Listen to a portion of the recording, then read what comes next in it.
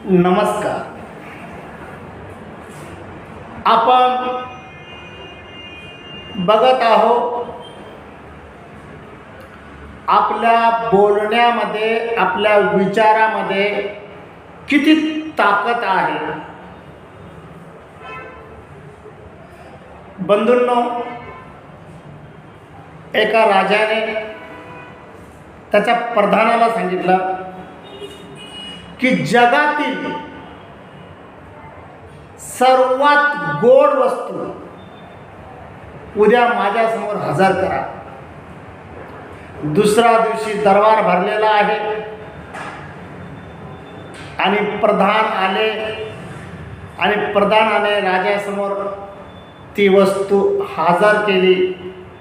ते दुसरं तिसरं काही नसून मानवाची जीभ होती.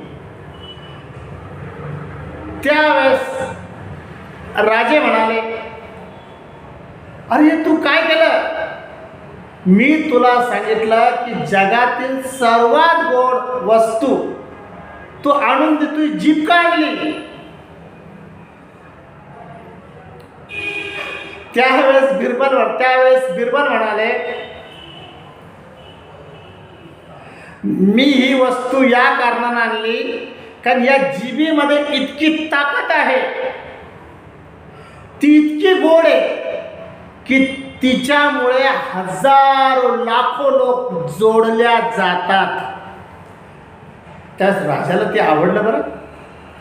आणि राजाने सांगितलं, उद्या माझ्या समोर जगातील सर्वात कडू जी काही वस्तू असेल ती माझ्या समोर सादर करावी. दुसऱ्या दिवशी सुद्धा त्यांच्या समोर जीभच सादर करण्यात आली. तर राजाने सांगितलं, अरे जगातील सर्वात गोड जीभ आहे हे तर तुम्ही सिद्ध करून दाखवलं, मग आज सुद्धा मी कडू सांगितलं तर तू जीभ का आणली? तुम्ही जीभ का आणली?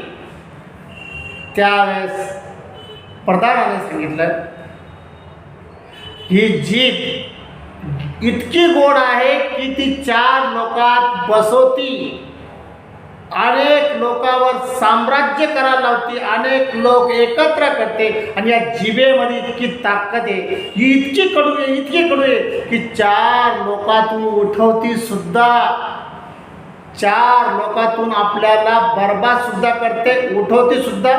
आपण जर एखादा चुकीचा शब्द वापरून दिला तर काही होऊ शकतं. राजाला हे सुद्धा आवडलं. हे उदाहरण मी तुम्हाला का दिले? हे बघा, मी कालच सांगितलं होतं, विचार करून बोला, बोलून विचारात पडू नका. तुमच्या बोलण्यामध्ये इतकी ताकद आहे की तुम्ही जर विचार करून जर बोलले तर तुमचं महत्त्व अनेक पटीनं वाढतं. कारण तुकाराम महाराजचा अभंग आहे, आम्हा घरी शब्दाचेच रत्न, शब्दाचीच आम्ही पूजा करू. आणि शब्द खरोखर जपून वापरले पाहिजे. जर आपण आपले शब्द अत्यंत जपून वापरले तर समाजामध्ये आपण आदरास प्राप्त झाल्याशिवाय राहणार नाही. नमस्कार.